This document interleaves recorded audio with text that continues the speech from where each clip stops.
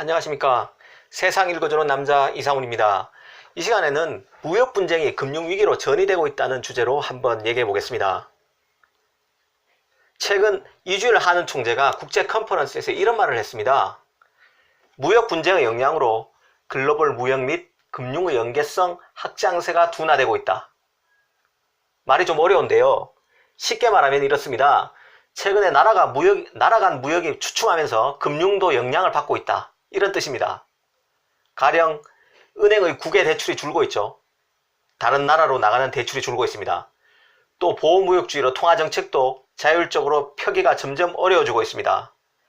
이게 무서운 이유는요. 우리나라처럼 무역 의존도가 높고 내수 기반도 부실한 나라일수록 실물에서 파급된 금융위기가 더 악재로 작용한다는 데 있습니다. 일단 무역 분쟁이 금융위기로 전이되고 있다는 증거를 제가 몇 가지 되기 전에 경제위기에 대해서 좀 말하려고 합니다. 사실 지난해 그리고 더 길게는 더 전에는 2017년도에 우리나라에서 유행했던 게 있습니다. 바로 10년 주기로 위기가 온다는 경제위기 10년 주기설인데요. 1997년에서 1998년에 IMF, 그 다음에 2007년에서 2008년 금융위기, 딱 10년 뒤면 2017년에서 2018년 실물위기입니다. 그런데 작년에도 재작년에도 경제가 안 좋았지만 그게 꼭 위기라고 하기에는 2% 모자랐습니다. 그렇다면 경제위기 10년 주기설이란 말이 맞다면 조금 시차는 있지만 올해 바로 2019년이 바로 경제위기 10년 주기설의 해가 될 수도 있다는 생각이 듭니다. 사실 이런 무시무시한 얘기를 꺼낸 것은요. 2007년, 2008년의 금융위기와 지금 경제위기는 본질적으로 다르다는 점을 말하기 위해서입니다. 현재 위기는 실물 경제위기라 부담이 더 큽니다. 하지만 2007년, 2008년은 말 그대로 금융위기였죠. 외환위기도 금융위기였습니다. 금융위기는 본질적으로 금융에서 촉발된 위기였기 때문에 충격요법이 통했습니다. 하지만 지금의 실물 위기는 기업발 위기인 탓에 퍼펙트 스톰 같은 파괴력은 이전 위기보다 덜해도 금융위기보다 덜해도 함부를 방치할 경우에 끓는 물속에 개구리 신세가 될 수 있다는 점에서 무섭습니다. 돌이켜보면 우리나라 경제가 2017년부터 계속 하락세였는데요. 2018년도도 하락세고 지금도 더 작년보다 안 좋죠. 2년간 꾸준히 하락하고 있는 상황입니다. 바로 끓는 물속의 개구리 신세처럼 말이죠. 실물에서 위기가 불거지면 국가 전체로 잠재 성장률을 까먹게 됩니다. 정부의 경우도 빚이 많기 때문에 운신의 폭이 크지 않습니다. 지금 사실 추경 예산 편성과 관련해서도 국회에서 설왕설래가 많죠. 그만큼 정부 빚이 많습니다. 경제부총리가 GDP 40% 이상을 국가 부채로 해서는 안 된다고 얘기했다가 대통령이 그 근거가 뭐냐고 따지기까지 했다고 그러죠. 그만큼 정부도 빚이 많아서 운신의 폭이 크지 않습니다. 특히 지금 위기가 무서운 점은 경제 문제가 경제 논리로 풀리지 않는다는 데 있습니다. 통상 문제만 해도 그렇죠. 경제만 여기에 작용하는 게 아닙니다. 우리나라 같은 경우에는 안보에서 북핵 문제에서 이견이 통상 문제에까지 영향을 주고 있는 상황입니다.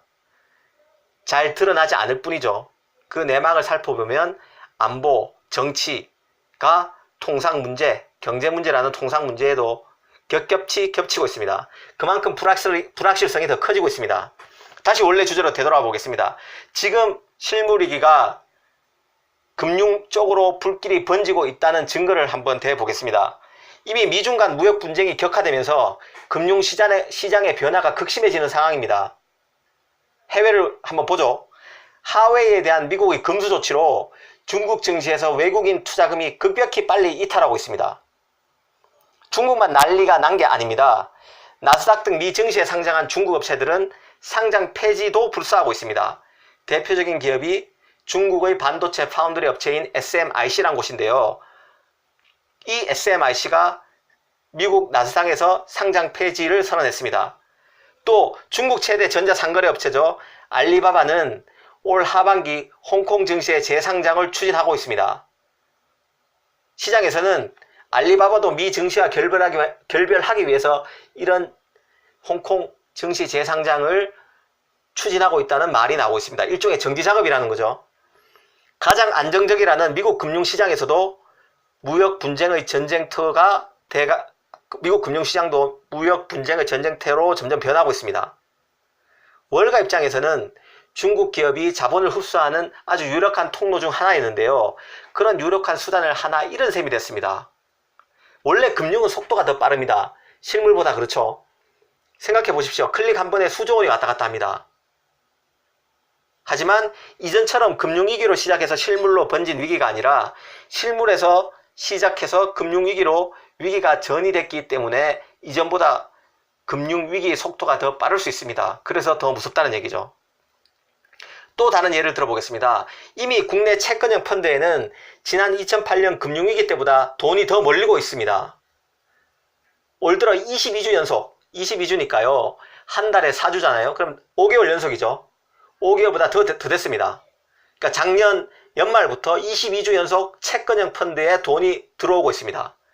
채권형 펀드에서 펀드를 한매해서 돈을 찾은 사람보다 채권형 펀드에 들어오는 뭉칫돈이 더 많다는 얘기입니다. 22주 연속 채권형 펀드에 돈이 들어오고 있다고 합니다. 이는 2008년 금융위기 때의 16주 연속을 뛰어넘는 수치입니다. 벌써 6주 연속 더 많은 거죠. 한 달 반 채권형 펀드로 돈이 더 들어왔단 말이에요. 순유입이 됐다는 얘기입니다. 안전자산 선호도가 그만큼 커졌다는 의미입니다. 그만큼 지금 상황이 위기라고 보고 있다는 얘기죠. 이뿐만 아닙니다. 흔히 장단기 금리의 스프레드라고 들어보셨을 텐데요. 장기금리와 단기금리 차이를 뜻하는 용어입니다. 향후 금리와 경기 방향을 읽을 수 있는 중요한 지표인데요. 일반적으로 만기가 길수록 돈을 못 받을 위험이 커지기 때문에 장기금리가 단기금리보다 높은 게 자연스럽습니다. 실제로 생각해 보십시오. 장기 국채는 물가 상승, 경제적 악재 등 보유기간 중에 장기 국채는 말입니다. 보유기간 중에 손해, 즉 국채 가격이 하락한다는 얘기죠. 금리는 상승한다는 얘기입니다. 보유기간 중 손해를 유발할 수 있는 불확실성이 있다 보니까 이를 감안한 가격 할인이 따라오게 됩니다. 그래서 단기 국채보다 금리를 더 후하게 쳐줄 수밖에 없습니다. 투자자를 유치하려면요. 그런데 이 장기 금리가 단기 금리보다 낮아지고 있다는 얘기입니다. 장단기 금리가 역전되고 있다는 얘기죠. 이런 일은 왜 빚어지는 걸까요? 바로 투자자들이 향후 경기가 나빠질 것으로 예상하면서 이에 대비해서 장기 국채 수요가 늘어나고 있기 때문입니다. 이에 따라 장기물 금리 하락, 가격은 상승한다는 얘기죠. 금리 하락이 발생해서 장단기 금리가 뒤집히고 있다는 얘기입니다. 단기 금리가 더 높다는 얘기죠. 장기 금리보다. 그만큼 장기 침체에 베팅하는 사람이 지금 시장에서 많아지고 있습니다. 가만 생각해 보십시오. 지금부터 딱 2달 전만 해도요. 금리가 올라갈 것이라는 진단이 지배적이었습니다.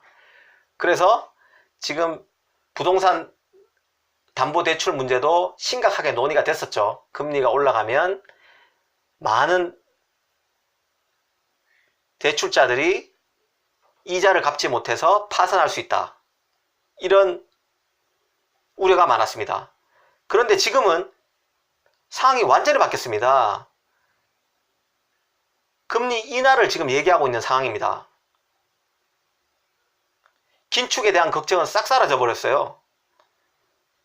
보십시오. 콜린 파월 미국 FRB 의장도 하루 전에 금리 인하를 시사하고 나섰습니다. 호주는 말입니다. 최근에 2년 10개월 만에 금리를 1.5%에서 1.25%로 내렸습니다. 0.25% 내렸다는 얘기죠. 2년 10개월이면 근 3년 만에 내린 것입니다. 그런데도 호주가 연내 한 차례 더 내릴 것 같다고 합니다. 미중 무역 분쟁이 최근 들어서 각국 중앙은행의 전략마저 바꾸고 있을 만큼 전 세계 경제에 침체를 불러오고 있다는 얘기입니다. 아이러니하게도 호주의 경우에 중국에 대한 수출 의존도가 우리와 똑같은 25%입니다. 그래서일까요? 우리나라도 최근 금융통화위원회 금통위에서 한은의 금통위에서 금리 인하 소수 의견이 나왔습니다. 한은 총재가 나서서 소수 의견일 뿐이라며 진화에 나섰지만 이미 시장은 금리 인하에 배팅하는 모습입니다. 금방 말씀드렸던 장단기 금리가 역전되고 채권형 펀드로 돈이 몰리고 이런 것들이 바로 금리 인하에 배팅하는 그런 시그널일 수 있습니다. 점점 우리 경제, 세계 경제가 실물에 의해 금융에서도 위기 조짐이 뚜렷해지고 있습니다. 단순히 실루엣에서 그칠 분위기가 아닌 것 같아 요즘 걱정이 되고 있습니다. 오늘은 무역 분쟁이 실물에서 금융위기로 전이되고 있다는 주제로 말씀드렸습니다. 감사합니다.